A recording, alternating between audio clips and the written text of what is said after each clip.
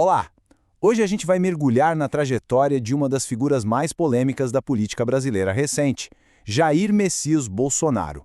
27 anos e 3 meses. Para a gente entender como essa história se desenrolou, vamos começar pelo clímax judicial. O fim do mandato dele foi, para dizer o mínimo, turbulento. E acabou levando a uma série de investigações que, por fim, resultaram numa condenação que entrou para a história do Brasil. Então, fica a pergunta, né? Como é que um capitão do Exército consegue chegar à presidência da República e, no fim, acaba condenado?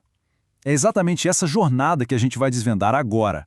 O caminho dele, do quartel ao Planalto e do Planalto ao Banco dos Réus. E, para isso, a gente precisa voltar lá no comecinho de tudo. Então, vamos lá. O ponto de partida de tudo isso é a carreira militar do Bolsonaro. Foi ali, dentro do Exército, que ele começou a ganhar fama e a construir a imagem que, mais tarde, ia levar ele para a política. Olha só essa linha do tempo. Ela resume bem os momentos-chave da carreira militar dele. Ele se forma em 77 lá em Agulhas Negras. Mas o negócio começa a esquentar mesmo em 86. Ele escreve um artigo na revista Veja reclamando dos salários dos militares e, pronto, foi preso por 15 dias. Isso deu uma notoriedade enorme para ele. No ano seguinte, a coisa fica ainda mais séria. A mesma revista Veja acusa ele de planejar ataques à bomba, uma operação que ficou conhecida como Beco Sem Saída. No final, ele foi absolvido em 88, mas esse episódio todo foi o empurrão que faltava para ele ir para a reserva e, logo depois, entrar de cabeça na política. Mas e os superiores dele, o que eles pensavam de tudo isso? Bom, essa citação aqui é bem reveladora. É uma avaliação oficial que está na ficha militar dele. O coronel Pellegrino descreve o Bolsonaro como alguém que queria sempre liderar, mas de um jeito, digamos, agressivo, sem muito equilíbrio. Essa personalidade forte e controversa acabou virando uma marca registrada dele na política, né?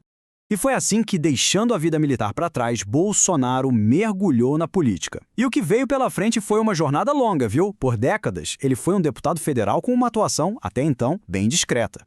Dá uma olhada nessa tabela. Ela mostra bem a evolução dele como deputado. Por um bom tempo, ele era o que se chama de baixo clero no Congresso, sabe? Aquele tipo de parlamentar que não tem muita projeção nacional. A votação dele era ok, consistente, mas nada de outro mundo. Até que chega 2014. Olha esse salto. De 100 mil para quase 500 mil de votos. Foi impressionante. O Brasil estava vivendo um momento de muitos protestos, Operação Lava Jato, e o discurso dele de ser contra o sistema simplesmente explodiu.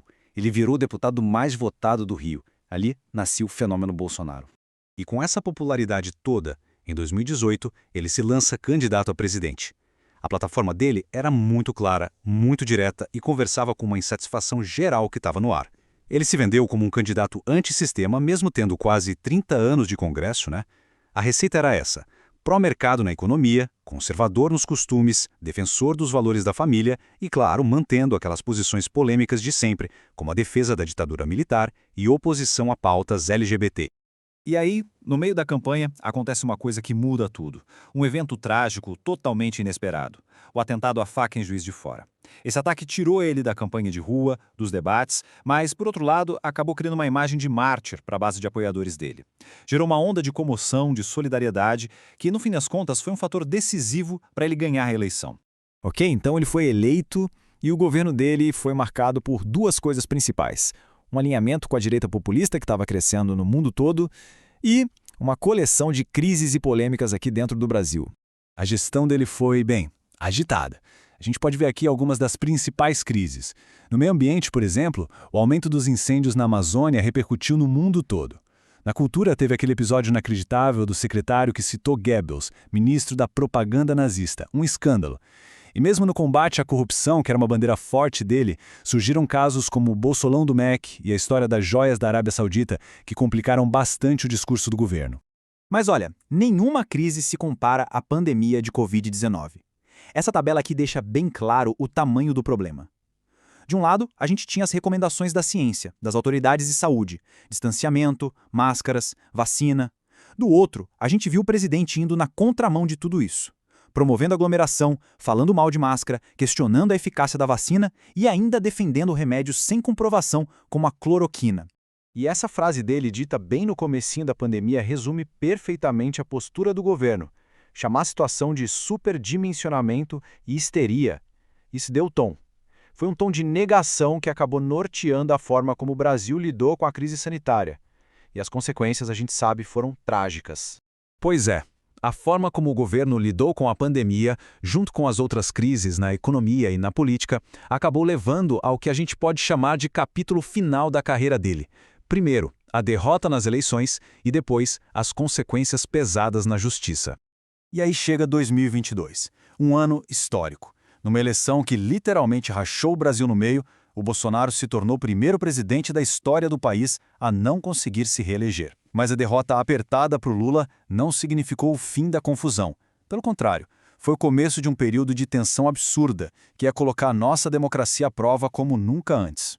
Mas beleza, como é que uma derrota na eleição vira uma condenação na justiça? Bom, as investigações do STF mostraram que existia um passo a passo. Primeiro passo, ele começou a questionar a segurança das urnas eletrônicas, sem prova nenhuma. Segundo passo, segundo as investigações, ele liderou articulações para tentar um golpe de Estado e continuar no poder. O terceiro passo foi o ápice de tudo isso, os ataques violentos do 8 de janeiro lá em Brasília. E por fim, o quarto passo, a condenação por tentativa de abolir o Estado Democrático de Direito, entre outros crimes. E é claro que não dá para falar do Jair Bolsonaro sem falar do bolsonarismo, né? O movimento que ele criou vai além da pessoa dele. É uma força política poderosa, que mistura conservadorismo, populismo, aquele sentimento forte contra o sistema e que continua muito viva na sociedade brasileira. O que nos leva à grande pergunta que fica no ar hoje em dia. Com seu líder condenado, o que acontece com o movimento? Será que o bolsonarismo sobrevive sem o seu principal nome? Essa é uma pergunta que ainda não tem resposta, mas que, com certeza, vai definir os rumos da política no Brasil nos próximos anos.